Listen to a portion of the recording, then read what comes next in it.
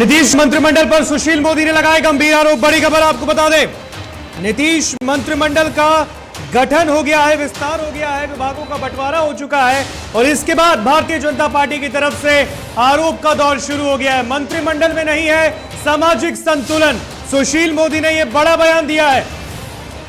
सुशील मोदी ने आरजेडी कोटे के मंत्रियों पर गंभीर आरोप लगाए हैं। बयान सुनाएंगे आपको हम, जो उन्होंने कहा है। आपराधिक पृष्ठभूमि से आते हैं रामानंद यादव, सुरेंद्र यादव, कार्तिक कुमार। बीजेपी नेता सुशील मोदी का यह बड़ा बयान सामने आ गया है। बीजेपी के राज्यसभा के सदस्य सुशील मोदी ने नीतीश मंत्रिमंडल पर गंभीर आरोप लगाए। उन्होंने तो आज जो बिहार के अंदर कैबिनेट का विस्तार हुआ है, उसमें आपराधिक छवि के लोगों की भरमार है और दूसरी बात है कि सामाजिक संतुलन नहीं है। इस मंत्रिपरिषद में राजद की ओर से ललित यादव, रामानंद यादव, सुरेंद्र यादव, कार्तिक कुमार, ये ऐसे नाम हैं जो आपराधिक पृष्ठभूमि के लोग हैं, जिनकी छवि दागदार छवि है। ये ललित यादव वही हैं जिन्होंने दीनानाथ बैठा के जो एक दलित ट्रक ड्राइवर थे, उनके पाँव के नाखून को उखाड़ लिया था, जिस आरोप में उनको लालू जी ने मंत्रिमंडल से बर्खास्त कर दिया था। सुरेंद्र यादव पर 9 मुकदमे चल रहे हैं, यहाँ तक कि यौन शोषण से जुड़ा भी एक मुकदमा उनके ऊपर चल रहा है। एक्सटॉर्शन, आर्म्स एक्ट, किडनैपिंग, तमाम मुकदमे सुरेंद्र यादव पर दर्ज हैं।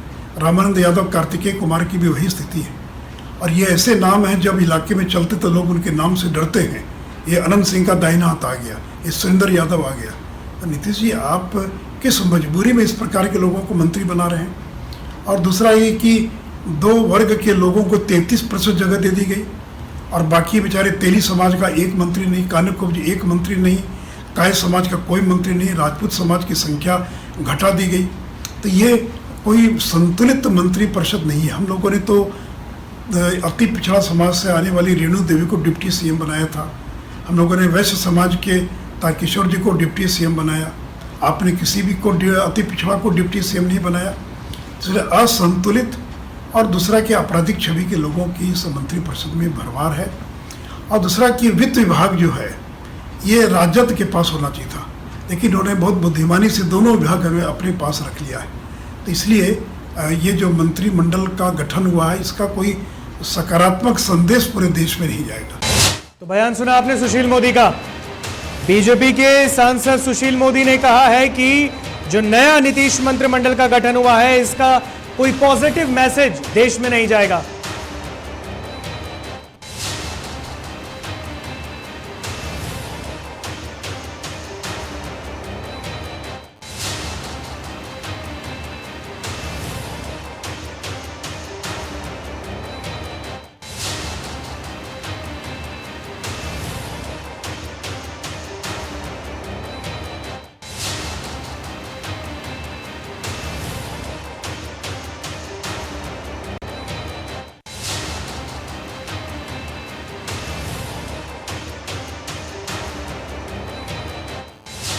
बीजेपी के सांसद सुशील मोदी का उन्होंने कहा है कि कैबिनेट में आपराधिक छवि की भरमार है। हालांकि कई बड़ी बातें, कई संगीन आरोप बीजेपी के नेता ने लगाए और इस खबर पर बातचीत करेंगे क्योंकि उन्होंने आरजेडी कोटे के मंत्रियों पर गंभीर आरोप लगाए। तो हमारे साथ राजद के प्रवक्ता एजाज अहमद फोन लाइन पर जुड़ गए। एजाज जी, आज बीजेपी के सांसद सुशील मोदी ने राजद कोटे के मंत्रियों पर गंभीर आरोप लगाए। उन्होंने कहा है कि आपराधिक छवि की भरमार हो गई नीतीश मंत्रिमंडल में, क्या कहेंगे? देखिए, सबसे बड़ी बात यह है कि सुशील मोदी जी अनर्गल प्रलाप करने में माहिर हैं और वो बेरोजगार हो गए भारतीय जनता पार्टी में। वो रोजगार की तलाश में है और उनको रोजगार मिल नहीं रहा। वो डे फर्स्ट से जिस दिन माननीय मुख्यमंत्री श्री नीतीश कुमार जी और माननीय तेजस्वी प्रसाद यादव जी ने शपथ लिया है, उसी दिन से ये रात दिन एक ही विषय पर रट लगाए हुए हैं। इसके अलावा इनके पास कोई काम नहीं है। मैं इनसे पूछना चाहता हूं कि 8 वर्षों का जो कार्यकाल है केंद्र सरकार का जी, उसमें कितने काम हुए हैं, कितने लोगों को इन्होंने रोजगार दिया, ये बताने का काम करें। और सबसे बड़ी विडंबना यह है कि कल माननीय प्रधानमंत्री जी ने घोषणा किया था कि महिलाओं के अपमान में जो लोग लगे हुए हैं, हम लोग उनके साथ कभी नहीं खड़े रहेंगे और महिलाओं के सम्मान के लिए और महिलाओं का हर स्तर पर उनकी रक्षा हो, इसके लिए सरकार काम करने का काम करेगी। लेकिन अफसोस की बात है कि माननीय प्रधानमंत्री ने जो लाल किला के प्राचीर से कहा था, उसके उलट उनके ही गृह राज्य, आपको पता है कि गुजरात की सरकार ने कल बिल्किस बानो हत्याकांड, जो रेप हत्याकांड है, उसमें 11 लोगों को आजीवन कारावास की सजा दी गई थी। लेकिन उन सभी को क्षमादान रिविजन पॉलिसी के तहत दे दिया गया। ये कौन सा माननीय प्रधानमंत्री जी का वक्तव्य है? एक तरफ माननीय प्रधानमंत्री जी कहते हैं कि महिलाओं के सम्मान के लिए, महिलाओं के आत्मरक्षा के लिए, महिलाओं का अपमान नहीं होगा, इसके लिए 5 प्रण की आवश्यकता है। और दूसरी ओर उनके ही बयान के उलट उनके ही प्रदेश में उनके वक्तव्य का हवा निकाल दिया गया। ये किस तरह की राजनीति है, ये समझ से परे है। सुशील मोदी ने जो नेताओं का नाम लिया है, पार्टी महारत हासिल की। एजाज जी, जिस नाम का जिक्र हम यहाँ पर कर रहे हैं, क्योंकि जो नाम खुद कैमरे के सामने उन्होंने लिया है बीजेपी के सांसद, उन्होंने कहा है कि ललित यादव हैं, रामानंद यादव हैं, सुरेंद्र यादव हैं, इन लोगों पर अभी भी 9 मुकदमे जो है चल रहे हैं। और मुख्यमंत्री जी के पास ऐसा क्या मजबूरी रह गया कि इन लोगों को मंत्रिमंडल में शामिल किया गया? इस पर क्या जवाब देंगे? देखिए, इनको दलित, पिछड़ा, अल्पसंख्यक जो राजनीति में आता है, उसको ये प्रताड़ित करने के लिए और उनके प्रति जो विद्वेष की भावना है उसको इजहार करने के लिए इस तरह की राजनीति करते रहे जी। और इस तरह की राजनीति को बिहार की जनता पसंद करने वाली नहीं है। बिहार की जनता आज का कैबिनेट विस्तार जो हुआ है उससे काफी खुश है। अब बिहार की जनता को ये समझ में आ रहा है कि इस बार सही मायने में बेरोजगार नौजवानों के लिए, बिहार के विकास के लिए और बिहार में, चलिए मंत्रिमंडल पे जरा बात कर लेते हैं आजाद जी, क्योंकि उन्होंने मंत्रिमंडल की भी जो उन्होंने गठन हुआ है इस बार, नीतीश कैबिनेट का जो गठन हुआ है, मंत्रिमंडल का गठन हुआ है, उसमें भी उन्होंने कहा है कि कई ऐसे जो समाज से लोग आते हैं उनको जगह नहीं दी गई। MY समीकरण पे तो जोर दिया गया है, लेकिन अगर बात करें तो राजपूत समाज से हो गया, वैश्य समाज से हो गया, या फिर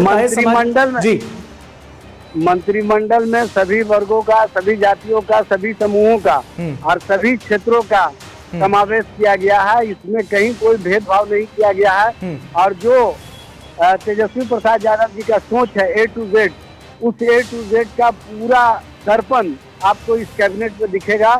सिर्फ जो सुशील मोदी जी हैं उनको अपना चेहरा नहीं दिखता है, क्योंकि उनका चेहरा मलिन हो चुका है, इसलिए वो इस तरह का अनर्गल प्रलाप कर रहे हैं। रोजगार की बात कर रहे थे लगातार। देखिए, तेजस्वी यादव ने भी कहा था कि 10 लाख रोजगार देंगे, मुख्यमंत्री ने आके समर्थन दिया और 20 लाख का उन्होंने घोषणा कर दिया। अब क्या लगता है, आज कैबिनेट की पहली बैठक भी हुई है और यही बात तो सब देख रहे थे कि जब पहली कैबिनेट की बैठक होगी तो रोजगार मिलेगा, क्या लगता है? देखिए, रोजगार का सवाल सबसे बड़ा देश भर में है और इन्होंने 2014 में ही वादा किया था कि हर साल हम 2 करोड़ लोगों को रोजगार या नौकरी देने का काम करेंगे। लेकिन अफसोस की बात है कि 16 करोड़ लोगों को तो नौकरी नहीं दे सके। हाँ, इन्होंने 7.22 लाख लोगों को सिर्फ नौकरी दिया है पूरे भारतवर्ष में, वो भी विभिन्न सरकारी और गैर सरकारी माध्यमों से।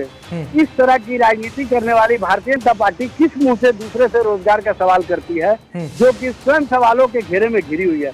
इसका मतलब है कि भारतीय जनता पार्टी को सिर्फ राजनीति करना है, राजनीति के लिए, उसके अलावा कुछ नहीं। बिहार की जनता के, बिहार के मुद्दे से, बिहार के नौजवानों के रोजगार के सवाल पर इन्होंने जो 19 लाख का वादा किया था, बताए ना भारतीय जनता पार्टी के नेता कितने। लेकिन बीजेपी के नेता ये भी कह रहे हैं जाजी, वो ये भी कह रहे हैं कि क्या तेजस्वी यादव और जो बिहार की सरकार नई बनी है ये सरकारी नौकरी ही देगी? क्या ये 20 लाख सरकारी नौकरी देगी या फिर गैर सरकारी नौकरी भी मिलेगी? देखिए, स्पष्ट रूप से तेजस्वी जी ने कहा था 2020 के चुनाव में कि जब मैं मुख्यमंत्री बनूंगा तो बिहार के नौजवानों को 10 लाख नौकरी देने का काम करूंगा। और आपको पता है कि वो अभी डिप्टी CM हुए हैं। लेकिन मैं धन्यवाद देना चाहता हूं माननीय मुख्यमंत्री जी को कि उन्होंने कहा कि तेजस्वी जी ने जो 10 लाख नौकरी की बात की है वो तो मिलेगा ही मिलेगा, 10 लाख और लोगों को बिहार में रोजगार दिया जाएगा, यानी बिहार में 20 लाख नौकरी और रोजगार का सृजन किया जाएगा। और इसके लिए बीजेपी के उन नेताओं को आप क्या कहेंगे? इंतजार कीजिए, बीजेपी के उन नेताओं को जी क्या कहेंगे, क्योंकि आपने कहा डिप्टी CM बन गए तेजस्वी यादव जी। सरकार इंतजार कीजिए, महागठबंधन की सरकार जो कहती है वो करती है। चलिए, जो आप कहती है वो स्पष्ट करती है, तो बिल्कुल दिखेगा बिल्कुल कि बिल्कुल, बिहार वो के भी नौजवान- भविष्य में बिहार की जनता देखेगी। लेकिन अभी भी भारतीय जनता पार्टी के जो नेता हैं वो यही कह रहे हैं कि मुख्यमंत्री भले ही नीतीश कुमार हो, लेकिन पावर तो तेजस्वी यादव के पास है। सुपर सीएम कह रहे हैं बीजेपी के नेता देखिए, तेजस्वी यादव। भारतीय जनता पार्टी के नेता स्वयं बेरोजगार हो गए हैं और रोजगार की तलाश में लगे हुए हैं, इसीलिए वो रोजगार रट रहे हैं। अगर उनको रोजगार की आवश्यकता है तो वो वैकेंसी जब निकलेगा तो उसमें वो अप्लाई करने का काम जी। करेंगे, उनको नौकरी अवश्य दिया जाएगा। चलिए, बहुत बहुत शुक्रिया एजाज जी हमसे बातचीत करने के लिए। तो आरजेडी के प्रवक्ता एजाज अहमद ने जो बयान दिया आपने सुना, उन्होंने कहा है कि भारतीय जनता पार्टी भले अप्लाई कर ले, आरजेडी भले ही नौकरी दे देगी।